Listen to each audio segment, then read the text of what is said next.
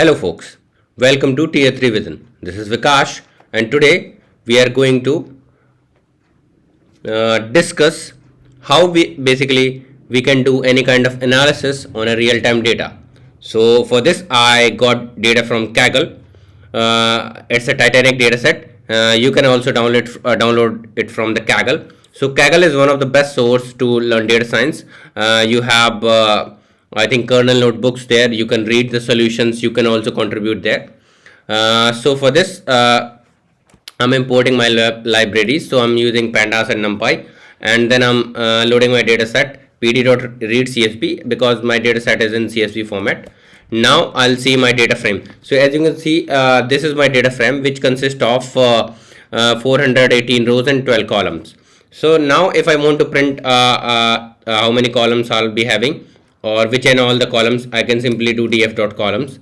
And if you want to print out or see any kind of specific column, you can simply pass it on that column name to data frame. So suppose this is the passenger ID. I can simply do it here, df of survived. I can do. So this will basically give me a kind of you can say numpy series of the particular data frame. df.info is very important. This will basically give me all the information regarding what is the data type of that particular data frame of that particular column, how many null values are having. So as you can see, for that fare I'm having one null values. For the I think 91 values are basically so many values are null, and it will basically tell you how many null values are there. And also if you want to check how many null values are there, you can do df.isAny for stand for is any null values dot sum. So sum will basically give you for particular column how many null values are there. So as you can see, for my cabin column I have 327 null values, and not null values I'm having 91, and for age I am having 86. Now df.describe will give you a description. It will give you count, how many count you'll be having of that particular data, you can say data frame of that particular column, mean of that column, standard deviation, minimum value in that particular column, maximum value, and also 25%, 50% and 75%. Now before doing some kind of pre-processing, we need to remove the column or information which is relevant to us. So as you can see, my cabin column has a lot of null values, so simply I'm dropping it column. So you can do df.drop, and simply you can pass it on the column name. Now because I want to, because this thing I have my index, some other index, but I want to set my index as a passenger ID because I want to perform my analysis on a basis of passenger ID also. And also fare also I think I have no null values for the fare, but to get estimated fare I'm taking mean of every fare and I'm storing in a null values. So I'll do.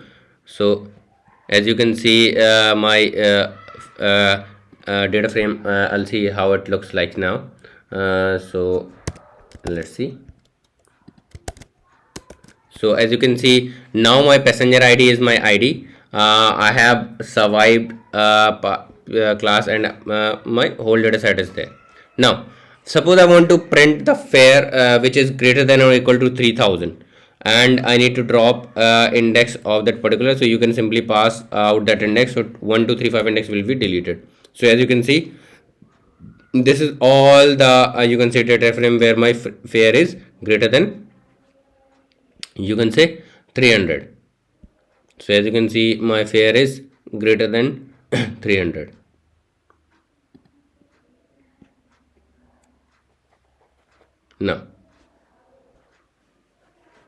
Now we need to basically check out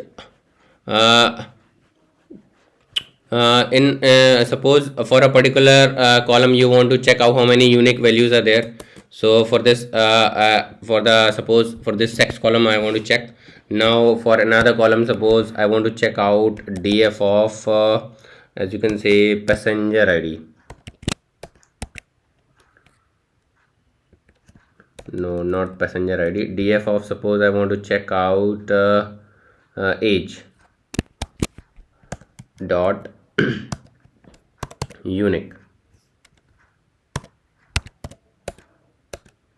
So this will give me all the unique values. So as you can see, this is the all the unique values.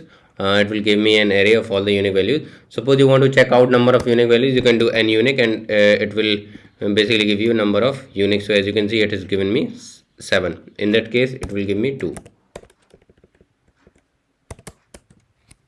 So as you can see, it has given me 2.